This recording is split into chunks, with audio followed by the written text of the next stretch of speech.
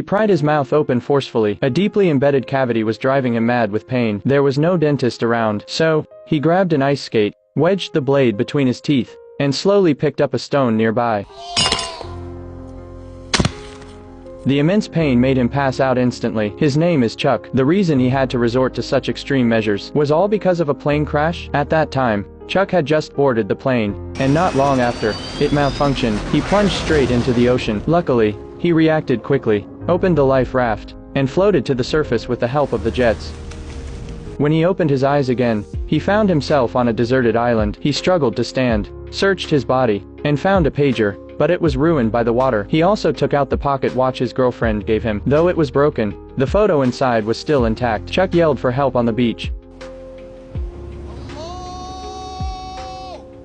but all he heard was the sound of the waves. It was an uninhabited island, but fortunately, he was alive. He used tree branches to arrange the word help in large letters on the beach, hoping someone would spot him. But before that happened, he had to find a way to survive. On the island, he found some coconuts, but the wild coconuts were ridiculously hard. No matter how hard he smashed them, they wouldn't crack. He resorted to using a stone, but the stone shattered, and the coconuts remained whole. That's when he noticed one rock was particularly sharp, so he used it to cut through the coconut's husk, peeling it layer by layer.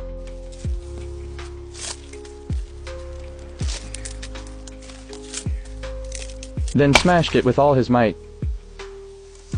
The second time, Chuck got smarter. He sharpened the rock, pierced a hole, and finally got to drink a refreshing sip of coconut water. Chuck also wanted to get some food. He tried going into the sea to catch fish, but every time he threw the spear, his wrist was too weak. He could see the fish. To get a better view of his surroundings, he climbed to the highest peak on the island. From there, he saw the whole island surrounded by water. Not a plane in sight, barely even any birds. A wave of despair swept over Chuck. When he looked down, he suddenly noticed a person floating on the sea. He rushed into the water, flipped the person over, and it was the plane's captain. The captain had been in the water for days, long since passed away. Chuck covered his mouth, feeling a deep, indescribable sorrow. He dragged the body to the shore, took off the captain's shoes, and compared them to his own feet. They were a bit small, but with a little modification, they'd fit. He also found a flashlight in the captain's pocket. In the end, Chuck dug a hole and buried the captain, even placing a simple stone marker at his grave. That night, Chuck turned on the flashlight, staring at his girlfriend's photo. The only thing keeping him going